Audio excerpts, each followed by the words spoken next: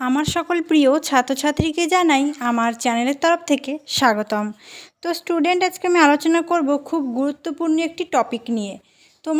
তোমরা যারা রয়েছো নর্থ বেঙ্গল ইউনিভার্সিটির আন্ডারে, তোমাদের যাদের রয়েছে জিই পলিটিক্যাল সায়েন্স, 3 মার্কের একটি প্রশ্ন নিয়ে আলোচনা করব, খুব গুরুত্বপূর্ণ। তো সেই প্রশ্নটা আলোচনা করার পূর্বে তোমাদের কাছে অনুরোধ, তোমরা অবশ্যই আমাদের এই চ্যানেলটি সাবস্ক্রাইব করে পাশে থাকবে, তাহলে নিত্য নতুন ভিডিও তুমি সকলের আগে পেয়ে যাবে। তো চলো শুরু করি। এখানে কি বলছে? শ্রমের যৌন বিভাজন, সেক্সুয়াল ডিভিশন অফ লেবার ইংলিশে, ঠিক আছে? শ্রমের যৌন বিভাজন, শ্রম বলতে আমরা কি বুঝি? খুব সহজভাবে আলোচনা করব। আবারও বলছি, খুব সহজভাবে আলোচনা করব। তার জন্য অবশ্যই ভিডিওটি ধৈর্য সহকারে দেখতে হবে, তাহলে একবার দেখলেই কিন্তু তোমাকে পরবর্তীতে কিন্তু এই ভিডিওটা আর দেখতে হবে না। দেখো, শ্রমের যৌন বিভাজন, শ্রম বলতে আমরা কি বুঝি? কাজ। যৌন বলতে লিঙ্গ, এবং বিভাজন অর্থাৎ ভাগ, অর্থাৎ যেই কাজ লিঙ্গ দ্বারা বিভক্ত হয় বা লিঙ্গ অনুসারে বিভাগ করা হয় তাকে কিন্তু আমরা যৌন বিভাজন বলি, শ্রমের যৌন বিভাজন। তো একটু বিস্তারিত আলোচনা করলে কি দেখা যাচ্ছে? শ্রমের যৌন বিভাজন বলতে বোঝায় লিঙ্গ অনুসারে পুরুষ এবং কাজ ভাগ করার সময় পুরুষ এবং মহিলা হবে এখানে, ঠিক আছে? পুরুষ এবং মহিলাদের কাজ ভাগ করার সময় মহিলাদের জন্য, তো এখানে কী বলছে যে মহিলাদের জন্য যে কাজটি তাদের মধ্যে ভাগ করা হয়, ঠিক আছে? পুরুষ এবং নারীর মধ্যে যে কাজগুলো ভাগ করার সময় সামর্থ্য বিবেচনা করা হয় না, শুধুমাত্র কিন্তু লিঙ্গ বিবেচনা করা হয়। অর্থাৎ বাড়ির কাজের দায়িত্ব থাকবে মহিলাদের ওপর এবং বাইরের কাজ সেটা থাকবে পুরুষদের জন্য। তো এটাই কিন্তু যৌন বিভাজন, ঠিক আছে? আরও কি বলছে দেখো, এখানে বলছে সাধারণত সমস্ত পরিবারে অবৈতনিক কাজ মহিলাদের জন্য নির্ধারিত হয়। অবৈতনিক কাজ কি কি? তাহলে এখানে আরেকটা প্রশ্নের উত্তর হয়ে যাচ্ছে অবৈতনিক কাজ। এটা কিন্তু তোমাদের 3 মার্কের জন্য ইম্পর্টেন্ট রয়েছে, তো সেটাও আলোচনা করে দিচ্ছি।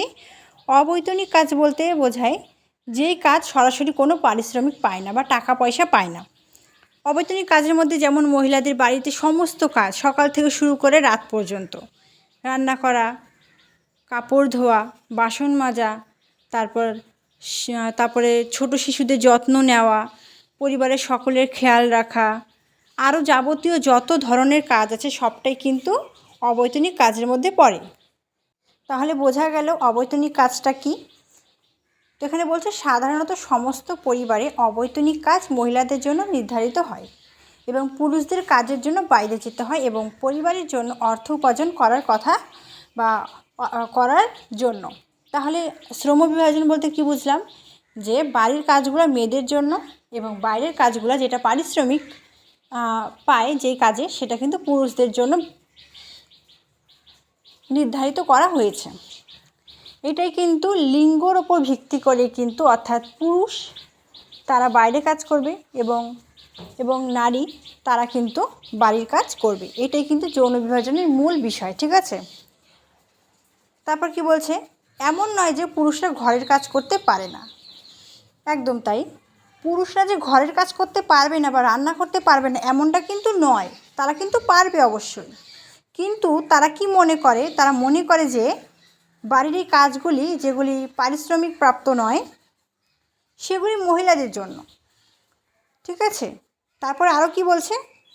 এখানে বলছে যে প্রাথমিকভাবে ব্রিটিশ সমাজে যৌন বিভাজন কীভাবে ছিল? কাজ গৃহ পরিবার, ঠিক আছে? এই উৎপাদন প্রজননের ক্ষেত্রে আদর্শগত বিভাজনের উপর ভিত্তি করে প্রথমটি পুরুষদের অর্থাৎ বাইরের যে কাজ সেটা কিন্তু পুরুষদের জন্য নির্ধারিত এবং পরেরটি মহিলাদের ক্ষেত্র হিসাবে বিবেচিত। এটা পরেরটি হবে, ঠিক আছে? পরেরটি মহিলাদের জন্য বিবেচিত হয়। তারপর এখানে আরও কি বলছে? বেশিরভাগ পরিবারে মহিলারা বাড়ির ভিতরে সমস্ত কাজ করে, যেমন রান্না করা, পরিষ্কার করা, কাপড় ধোয়া, সেলাই করা, বাচ্চাদের দেখাশোনা করা ইত্যাদি ইত্যাদি। ঠিক আছে। তারা কিন্তু বাড়ির সমস্ত আমাদের মায়েরা যারা দিন রাত কাজ করে তারা কী কী কাজ করে সেগুলোই এখানে বর্ণনা দেওয়া আছে। আরও বলছে যে আরও কি বলছে, দেখাশোনা করা ইত্যাদি, এবং পুরুষরা বাড়ির সমস্ত কাজ করতে পারে না, তারা কেবল মনে করে যে জিনিসগুলি অংশ নেওয়া মহিলাদের জন্য। ঠিক আছে, তারা কিন্তু বাড়ির এই কাজগুলি করে না। এই কাজগুলোর জন্য অর্থ প্রদান করা হয়, তখন পুরুষরা কাজগুলি নিতে প্রস্তুত থাকে। এটা পুরুষরা কাজগুলি নিতে প্রস্তুত থাকে। যখন পারিশ্রমিক মিলবে তখনই কিন্তু তারা সে কাজটা করবে, ভালোবেসে বা করবে তারা। ঠিক আছে। একইভাবে নারীরা যে ঘরের বাইরে কাজ করেন না তা নয়, কিন্তু গ্রামে বা ব্রিটিশ সমাজে বলা যেতে পারে যে গ্রামের মহিলারা কিন্তু জল আনে। তখন সময়ে বেশিরভাগ গ্রামে দেখা যেত যে বহু দূর থেকে জল সংগ্রহ করে আনতে হতো। কাছাকাছি সেরকম তো কুয়ো তো ছিলই না, কিন্তু কাছাকাছি কিন্তু জল আনার সেরকম ব্যবস্থা ছিল না, বা পাওয়ার সংগ্রহ করার কিন্তু ব্যবস্থা ছিল না। তারা কী করতো, দূর দূরান্ত থেকে কিন্তু জল সংগ্রহ করে আনতো। ঠিক আছে। জ্বালানি সংগ্রহ করে, কাঠ সংগ্রহ করে, কারণ তখন তো উনুনে রান্না করতে হতো, এবং তারা মাঠেও কিন্তু কাজ করত।